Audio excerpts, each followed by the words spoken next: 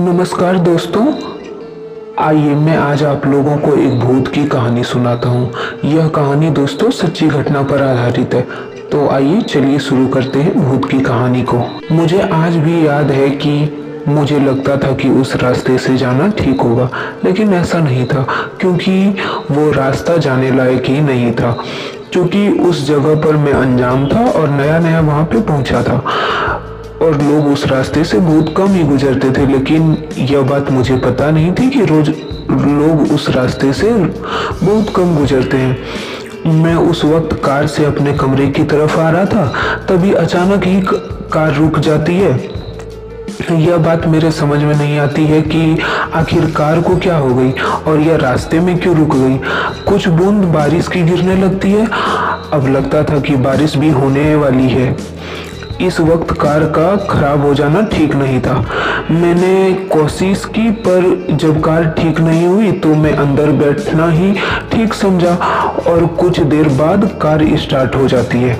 यह बहुत ही खुशी की बात थी कि कार अब स्टार्ट हो गई और मैं घर पहुंच सकता हूं। कुछ देर तक चलने पर मुझे एक आदमी दिखाई देती है और जो कि मुझसे लिफ्ट मांग रहा था। देखने में वो बूढ़ा लगता था। मौसम भी खराब चल रहा था, इसीलिए यह सोचकर मैंने कार को रोक दी। मैं जैसे ही कार को रोका, वह कहने लगा कि उसे कोई भी सवारी नहीं मिल रही है, इसीलिए वो मदद मांग रहा है। तो उसकी बात पर मैंने कहा कि कोई बात नहीं है, आप बैठ जाइए। कुछ समय बाद ही वह कार में बैठ चुका था और उसके बाद मैं उससे बातें करते हुए आगे धीरे धीरे बढ़ने लगा। बारिश बहुत ही तेज हो रही थी, रास्ते भी सुनसान थे, कोई दिखाई नहीं दे रहा था। मौसम भी बहुत अच्छा नहीं लग रहा था। कार भी उस रास्ते में बहुत धीरे धीरे चल रही थी।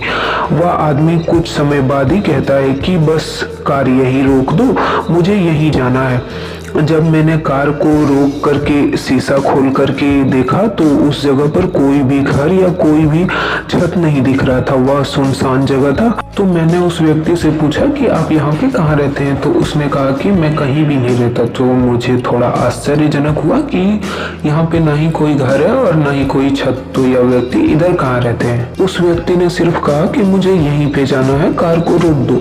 तो मुझे थोड़ा आश्चर्यजनक हुआ कि यहाँ पे कुछ भी नहीं है, तो ये कहाँ पे जाएंगे।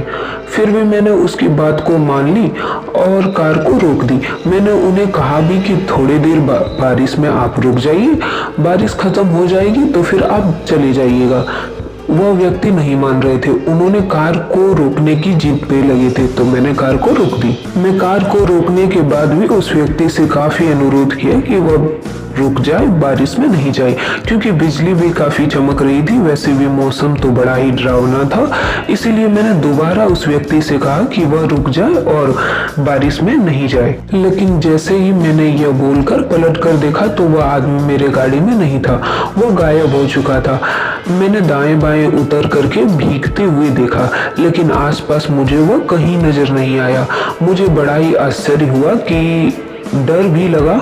सच्चाई तो यह थी कि वह इंसान ही नहीं था, आत्मा था जो मेरे गाड़ी में बैठा हुआ था।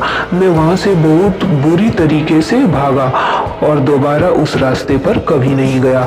बाद में मुझे पता चला कि उस रास्ते पर वो आत्मा अक्सर लोगों को मिल जाती है और नेक दिल इंसान को छोड़कर वे बुरे इंसान को हाल भी बुरा कर देती है।